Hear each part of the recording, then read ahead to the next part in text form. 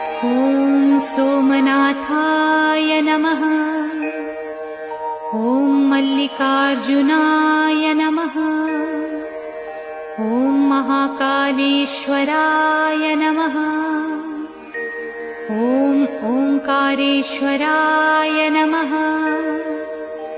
ॐ वैद्यनाथाय नमः। ॐ भीमशंकराय नमः। ॐ रामेश्वराय नमः। ॐ नागेश्वराय नमः। ॐ विश्वेश्वराय नमः।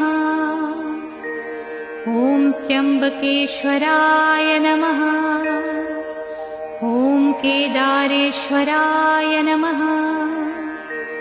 ॐ भुस्मेश्वराय नमः।